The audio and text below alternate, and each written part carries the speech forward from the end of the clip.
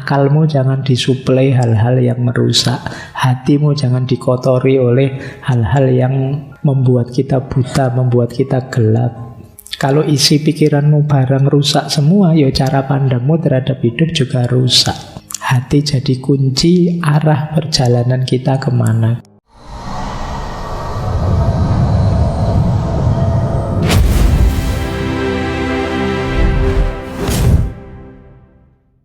Assalamualaikum warahmatullahi wabarakatuh. Bismillahirrahmanirrahim. Jadi bahagia itu jangan hanya sekedar pokoknya saya ingin bahagia.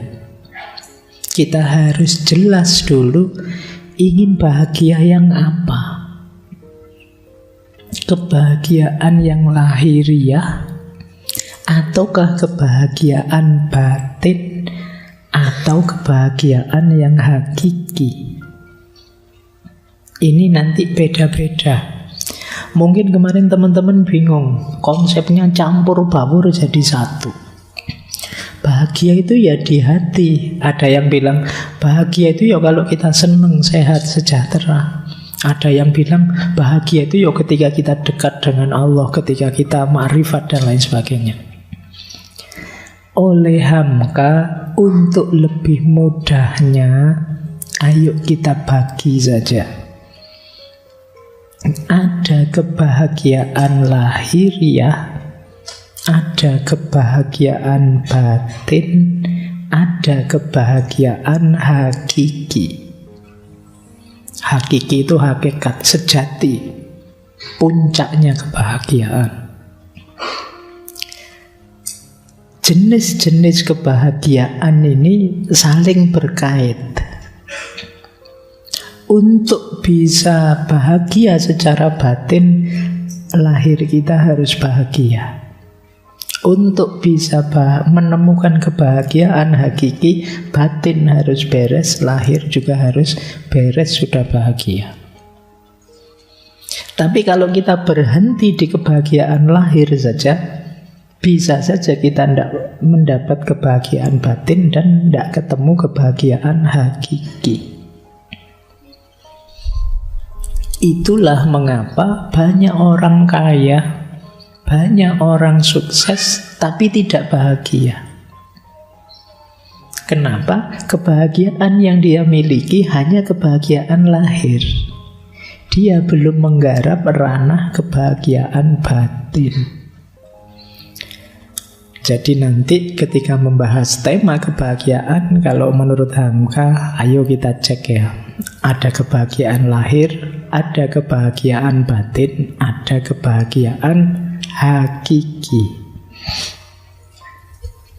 Kalau kebahagiaan lahir itu fisikal, kalau kebahagiaan batin itu hati dan akal, kalau kebahagiaan hakiki itu eksistensial, berhubungan dengan kesejatian kita sebagai manusia. Pak, saya sudah mencapai kebahagiaan hakiki, Pak. Misalnya, kamu punya duit? Tidak punya, Pak. Sulit. Jadi, kenapa? Karena kalau kamu shortcut tiba-tiba kebahagiaan hakiki, kamu merasa ma'rifat. Tapi kebahagiaan lahirmu tidak terpenuhi, bisa saja nanti modal kebahagiaan hakiki itu kamu gadaikan untuk kebahagiaan lahir. Itulah mengapa kadang-kadang ada orang agamanya pinter, mantep, batinnya luar biasa, tapi ya dia pakai itu semua untuk mencari keuntungan lahiriah. Jadi karena dia yang bawah belum beres, tiba-tiba merasa sudah atas, atau sebelumnya belum nyampe sih sebenarnya, hanya actingnya saja. Banyak orang sekarang acting. Ada yang acting jadi orang pinter, ada yang acting jadi ulama, ada yang acting, banyak orang acting. Kamu harus hati-hati hari ini. Karena sekarang fasilitasnya memungkinkan. Kamu ingin jadi apa saja, apalagi dunianya dunia media sosial, dunia digital. Kamu bisa jadi apa saja yang kalian inginkan. Kalian ingin jadi paling hebat, bisa. Kalau di dunia nyata pendiam, kalem, tapi begitu masuk dunia medsos gowanes, itu banyak yang kayak gitu. Jadi kamu bisa berubah 180 derajat. Kadang orang kaget, orangnya cuma kayak gini, tapi postingannya kan ngeri-ngeri. Itu acting namanya. Nah, kebahagiaan juga begitu. Banyak orang yang acting bahagia, padahal dia bahagia bener apa enggak hanya dia yang tahu. Baik, kita lanjutkan ya, karena masih agak panjang ini penjelasan-penjelasan beliau. Sekarang kita jelajahi jalan-jalan menuju kebahagiaan. Untuk menuju kebahagiaan, kita harus memperhatikan dua aspek. Yang pertama, aspek material dalam kehidupan kita. Yang kedua, aspek immateri. Yang pertama apa? Aspek materialnya. Syaratnya untuk kita bahagia nanti secara paripurna tuntas adalah sehat badan dan sehat jiwa. Sehat badan yang paling awal, karena kalau fisik kita tidak sehat, jiwa kita juga tidak akan optimal. Sepinter apapun misalnya, Pak, saya itu pinter loh Pak, akal saya itu buat mikir apa saja bisa, tapi kamu ringkih, gampang sakit, waktunya enak-enak ngomong malah batuk. Tidak sehat kan? Tidak bisa optimal. Maka kesehatan nomor satu kalau kalian pengen bahagia. Sejak sekarang kamu rancang sendiri hidupmu biar kamu tetap sehat sampai besok. Sedahsyat apapun kamu, kalau sakit selesai sudah. Kamu sendiri yang ngatur ya hidupmu. Mungkin yang tiap hari melekan di kafe-kafe, mulai kamu manage. Hidupmu butuh istirahat. Meskipun bukan berarti istirahat terus. Ya, Pak, saya ini jaga kesehatan loh Pak. Saya tiap hari tidak ngapa-ngapain biar sehat itu ya berdoa. Jadi cari rumus sehat yang positif. Ya termasuk kesehatan jiwa. Kesehatan jiwa itu berarti kamu menjaga pikiranmu, menjaga hatimu. Kalau fisik tadi jangan dimasuki misalnya oleh makanan-makanan yang tidak bergizi, makanan-makanan yang mengacaukan kesehatan. Ya jiwa rohani juga begitu. Akalmu jangan disuplai hal-hal yang merusak. Hatimu jangan dikotori oleh hal-hal yang membuat kita buta, membuat kita gelap. Kalau isi pikiranmu barang rusak semua, ya cara pandangmu terhadap hidup juga rusak. Kalau hatimu gelap, hatimu sakit, ya hidupmu akan nabrak-nabrak. Karena hati itu kan yang mengorientasikan diri kita. Hati jadi kunci arah perjalanan kita kemana. Kalau akal itu kan dia menguatkan, mendukung atau melemahkan. Dua-duanya penting. Kalau ingin bahagia, sehat badan dan sehat jiwa jadi kunci. Seandainya semua hal beres, hanya kesehatan badan dan jiwa saja yang tidak beres, itu namanya tidak beres juga. Jadi jangan dikira kesehatan itu sepele. Apa sehat itu kan fisik saja. Iya, tapi tanpa itu hidupmu tidak akan bermakna. Jadi jaga kesehatan. Makanya mensana, ya dalam tubuh yang sehat terdapat jiwa yang sehat. Maksudnya dalam pengertian seperti yang saya jelaskan tadi. Meskipun kalau dibalik juga bisa. Dalam jiwa yang sehat akan ada badan yang sehat. Jiwa sehat itu berarti kan berpikirnya jernih, hatinya juga terang. Kalau orang berpikirnya jernih, badannya mesti sehat. Kenapa? Dia tahu apa yang membuatku sehat dan harus aku lakukan, apa yang membuatku sakit dan harus aku jauhi. Nah, kok kamu ngaku pinter tapi tidak tahu caranya hidup sehat, ya berarti kamu kurang pinter. Jadi orang pinter itu ya tahu cara menjaga kesehatannya. Nah, jadi ini rumus pertama kalau ingin bahagia. Sehat jiwa, sehat raga. Kalau lagu Indonesia Raya itu kan bangunlah jiwanya, bangunlah badannya. Jadi dua-duanya harus bangun, harus sehat semuanya. Dan saling mempengaruhi. Tidak bisa sehat salah satu saja. Harus dua-duanya sehat. Sakit di salah satu, alamat yang lain terpengaruh. Baik. Di buku dijelaskan lebih detail oleh Hamka cara untuk kita meraih kebahagiaan jiwa itu ilmu dan melakukan hal-hal yang dapat menyucikan diri. Ini dulu pernah dijelaskan panjang lebar hubungannya ilmu dengan kebahagiaan waktu kita membahas Sokrates dan Plato. Karena ini termasuk yang diambil oleh Hamka bahwa orang bahagia itu ya kuncinya ilmu. Kok ada orang ilmunya tinggi tapi tidak bahagia, ya berarti dia sebenarnya belum terlalu tinggi ilmunya. Kalau sudah tinggi ilmunya, dia tahu caranya bahagia. Yang kedua, ini juga menarik. Kalau ingin bahagia, harus punya teman yang baik. Circle yang cocok, sederhananya itu. Kalau temanmu ngaco semua, ya sulit kamu bahagia. Kamu bisa terseret ngaco atau bertahan mati-matian biar tidak kacau dan energimu habis di situ. Jadi pokoknya saya tidak mau Pak, saya punya teman itu Pak, hidupnya saya tidak mau ikut-ikutan dia misalnya. Iya sih, kamu bisa begitu. Tapi kalau tiap hari begitu, waktumu habis untuk bertahan. Kayak orang sepak bola ya, kalau waktumu habis untuk bertahan saja ya lama-lama mesti kebobolan. Jadi kalau memang sama sekali kamu tidak bisa melawan circlemu, ya minggir dulu. Jadi kalau lingkunganmu memang tidak mendukung pertumbuhanmu, minggir saja, tidak apa-apa.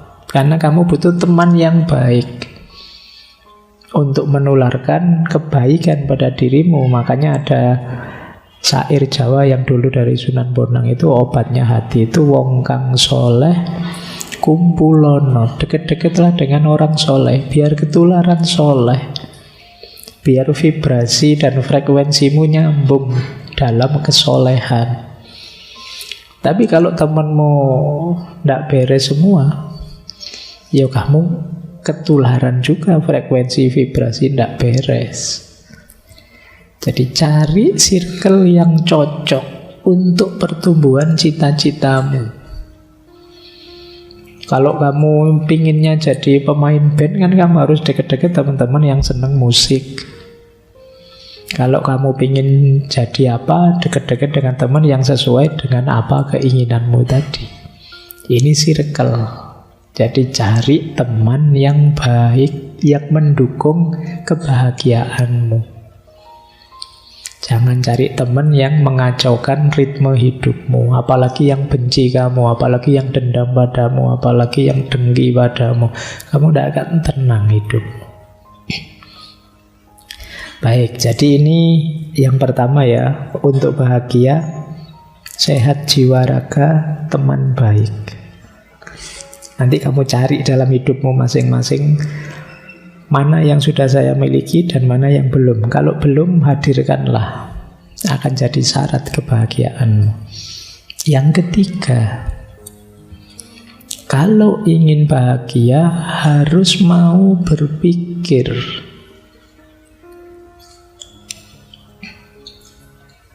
Ini kelihatannya simple.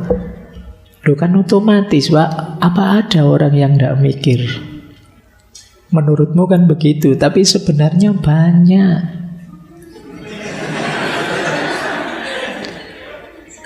Iya, banyak orang yang tidak mau mikir.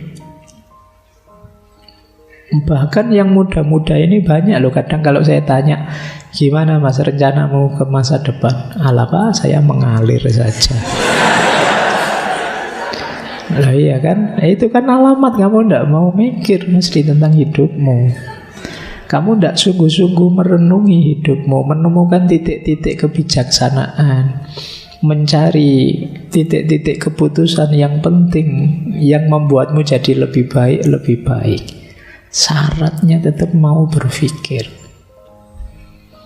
Hari ini kan hidup ini rasanya diombang-ambingkan dari satu viral ke viral yang lain. Kamu tidak pernah berpikir, apa ya saya harus mengikuti viral itu, apa ya saya harus update yang seperti itu. Kan kamu tidak pernah mikir begitu. Jadi ini seolah-olah biasa, Pak, orang hidup mesti mikir. Tapi sebenarnya banyak orang yang, kalau bahasa saya, autopilot saja hidupnya. Autopilot itu kan rutin, wis kaya ngono, terus diulang-ulang tiap hari. Makanya kadang-kadang kalian kaget, loh sudah Rebu lagi ya Pak, cepet ya. Lah ya kalian memang hidupmu tidak pernah direnungi, ya berjalan begitu saja, tidak berpikir. Ya sulit kamu sampai di titik bahagia, karena kamu terombang-ambing terus kesana kemari oleh aliran hidupmu. Syaratnya orang bahagia berpikir. Kata Hamka, dengan berpikir kita ketemu kebijaksanaan. Kebijaksanaan itu kan rumus hidup yang tidak hanya benar tapi juga tepat. Hidup yang tidak hanya benar tapi benar, kata orang Jawa. Itu kebijaksanaan. Tidak sekedar punya koleksi ilmu, tapi juga tahu bagaimana mengaplikasikannya sesuai ruang dan waktu yang tepat. Untuk sampai di titik-titik semacam ini, mau tidak mau kita harus berpikir. Itu kalau ditarik-tarik lebih jauh, berarti kamu harus belajar cara berpikir yang benar. Dan disiplin yang mengajari kita cara berpikir yang benar itu logika, ilmu mantek, adanya di filsafat. Sayangnya kadang-kadang filsafat kamu anggap haram. Sudah males mikir, filsafatnya haram, ya selesai. Jadi kamu kehilangan modal besar yang diberikan oleh Allah padamu, keistimewaan puncak kebanggaan manusia, yaitu natik, berpikir. Oke, terus selain berpikir kita juga bekerja, ya, atau boleh berkiprah, boleh berkarya sama, yang berhubungan dengan nilai diri dan kemanfaatan diri kita. Itu akan jadi sumber kebahagiaan. Jadi bekerja tidak terbatas yang karir yang menghasilkan uang, itu iya. Tapi mungkin ada orang yang berkarya, beraktivitasnya secara tidak langsung menghasilkan uang, tapi dalam rangka penegasan makna diri, nilai diri, dan lain sebagainya. Jadi ini juga jadi kunci kebahagiaan. Kemarin waktu siapa tokohnya itu, mungkin di Russell apa siapa itu kan disebut bekerja itu kebanggaan. Jadi sama-sama stresnya, mending stres karena pekerjaan daripada kamu stres karena nganggur. Jadi itu istimewanya kerja.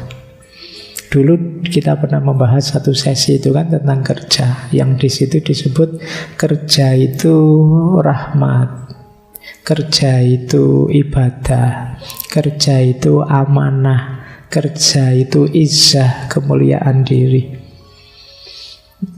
Jadi, kalian tidak boleh beralasan, Pak saya ngelamar sana, ngelamar sini tidak diterima. Ya kalau itu kan karir namanya. Kamu kan juga sambil nunggu lamaranmu diterima kan bisa beraktivitas ini, beraktivitas itu. Mungkin tidak menghasilkan uang, tapi berkontribusi entah apa terhadap dirimu maupun lingkungan sekelilingmu. Jadi itu yang disebut kerja. Karena orang itu Kalau tidak ngapa-ngapain itu biasanya merasa dirinya hampa, tidak bernilai. Di antara krisis, kalau dalam psikologi itu ada namanya later life crisis. Later life crisis itu krisis usia-usia akhir. Itu biasanya orang-orang sepuh-sepuh 60 tahun ke atas yang sudah pensiun itu krisisnya adalah dia krisis merasa tidak bernilai. Wah, saya sudah pensiun ini, wah sudah tidak menghasilkan apa-apa, saya sudah tua, merepotkan orang saja. Merasa tidak bernilai. Makanya kadang-kadang beliau-beliau yang sudah sepuh itu kadang-kadang kalau di rumah itu tidak mau diam. Melakukan apa saja, ya nyapu lah, ya apalah. Ini karena memang kerja itu pride, kebanggaan sebagai manusia. Kemudian penting juga kalau kita ingin bahagia, kita harus siap introspeksi diri, siap muhasabah. Kenapa? Karena kita manusia itu selalu banyak kekurangan. Kita bukan makhluk yang sempurna. Kita punya alat-alat hebat, tapi kadang-kadang kita tidak mampu menggunakannya dengan pas. Di situ penting kita introspeksi. Hidupku ini sudah seharusnya ndak. Pelajaran apa yang bisa aku ambil dari kemarin-kemarin? Ini namanya introspeksi diri. Ngecek diri kita. Sampai umur sekian aku sudah ngapain aja ya? Kita introspeksi diri. Kalian mungkin usia-usia 20-25an lah usia kalian ya. Kan kelihatannya masih bujangan semua. Kelihatannya. Ya mungkin ada yang lebih, ada yang 27, ada yang 30, saya tidak tahu. Mungkin ada yang S2, S3. Itu kan usia-usia quarter life. Nah, usiamu wis seperapat itu kalau umurmu manusia sekitar 100 ya kamu namanya kan quarter life, sudah perempatan. Orang-orang quarter life itu cirinya gampang. Dia gelisah tentang masa depan. Besok saya kerja apa Pak? Saya ini kira-kira ada jodohnya enggak ya Pak? Ada, pikiranmu enggak jauh-jauh dari situ tetap. Nanti suami saya siapa ya Pak, istri saya siapa ya Pak, ini kan. Terus masa depanku kok rasanya gelap ya Pak. Itu ciri-ciri quarter life. Jadi itu kenapa kalau saya kan selalu guruannya seputar-seputar itu. Karena saya tahu di usia-usiamu yang menggelisahkanmu hal-hal itu. Makanya kamu ketawa, sebenarnya menertawakan dirimu sendiri. Ya, baik. Loh, tapi kan dulu waktu sesi humor itu orang yang masih bisa menertawakan dirinya sendiri, alamat dia masih sehat jiwanya. Alhamdulillah, enggak apa-apa. Oke ya, itu istimewanya. Kadang-kadang orang timur itu kan gitu. Nggak bisa itu masih bisa ketawa cengenges itu. Kayak ditanya dosennya itu nggak bisa jawab kan, terus bisa kamu jawab? Nggak bisa ya Pak. Itu gitu ya. Ngomong nggak bisanya nggak pakai sedih, tapi pakai cengengesan. Itu efeknya lebih mengerikan daripada. Baik, introspeksi ya. Yuk kita cek diri kita. Kita baca, kita muhasabai kurang apa. Kira-kira yang lebih mungkin saya itu meningkat di bagian mana? Karena di antara penyesalan hidup adalah ketika kita sadar kemarin-kemarin saya belum memberikan versi terbaik diriku dalam hidup. Coba kemarin saya begini, coba kemarin saya begitu. Itu biasanya penyesalan hari ini. Kenapa ada logika coba-coba tadi? Karena kemarin saya belum melakukan yang terbaik. Kalau sudah melakukan yang terbaik semampu kita, meskipun hasilnya tidak memuaskan, ya kita bisa legowo. Ya nilai saya jelek Tidak apa-apa, ya mungkin memang segitu kemampuan saya sudah maksimal. Tapi ketika kita tidak maksimal, tidak memberikan yang terbaik, begitu nilai saya jelek, kita kan kecewa. Coba kemarin saya agak serius sedikit ya, coba kemarin saya agak mempeng sedikit belajarnya. Di titik ini ayo introspeksi, jangan jatuh 2 kali di titik yang sama. Baik, ini yang kedua. Jadi berpikir, bekerja, introspeksi diri. Yang ketiga,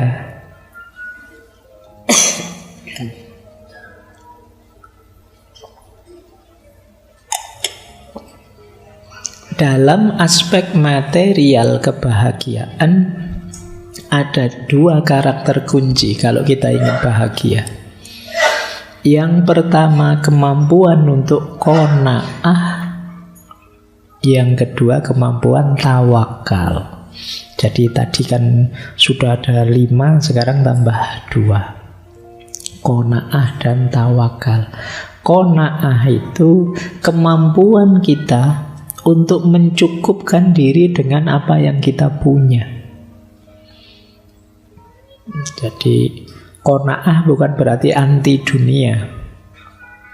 Qanaah itu sikap batin kita yang punya apa saja kita merasa cukup. Jadi punyanya hanya motor 1, oh iya Pak, cukup apa motor 1 itu, saya kan mobilitasnya paling kemana. Itu namanya orang qanaah. Kuliah ternyata nilai saya kebanyakan B Pak, tapi tidak apa-apa, cukup itu Pak B, saya penting lulus. Ini namanya qanaah. Ini contoh saja ya. Jadi maksudnya apa? Qanaah itu kalau menurut Hamka, orang qanaah itu orang yang mencukupkan sesuatu yang dia butuhkan. Jadi mencukupkan diri dengan hal yang diperlukan oleh dirinya. Bukan berarti tidak bekerja. Ya bekerja. Tapi hasilnya apapun dan berapapun akan saya anggap cukup untuk hidupku. Ini namanya orang qanaah. Orang qanaah itu tidak banyak menuntut dan mengeluh.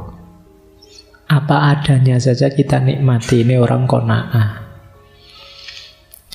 Di antara cara mudah untuk segera bahagia itu membangun jiwa yang qanaah. Kita selama ini sering salah rumus.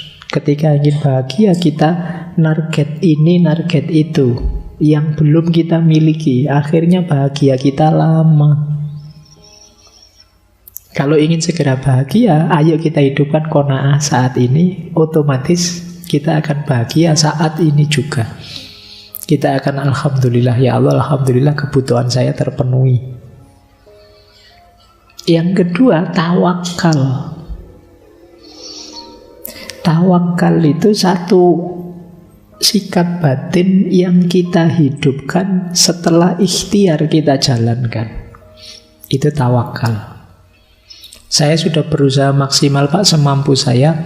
Apapun hasilnya saya pasrahkan pada Allah. Itu tawakal namanya. Saya sudah ke dokter Pak, sudah minum obat Pak, tapi masih batuk.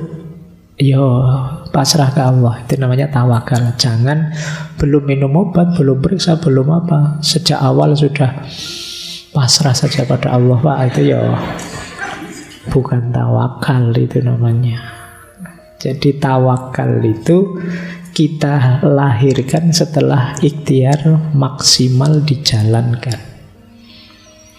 Ini akan meminimalisir rasa kecewa, rasa tidak puas terhadap hasil dari yang kita lakukan. Jadi 2 rumus ini, qanaah dan tawakal, bisa membuat kita segera bahagia. Tidak harus menunggu nanti, besok, tidak harus tergantung ini, tergantung itu. Baik, meskipun qanaah dan tawakal ini lebih mudah diceramahkan daripada dijalankan.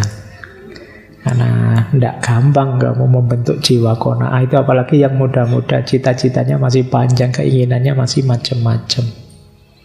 Tapi boleh pelan-pelan kamu latih sejak sekarang, karena akan jadi senjata yang kuat ketika hidupmu dalam kesulitan, keterpurukan, dan lain sejenisnya. Latihan qanaah dan tawakal.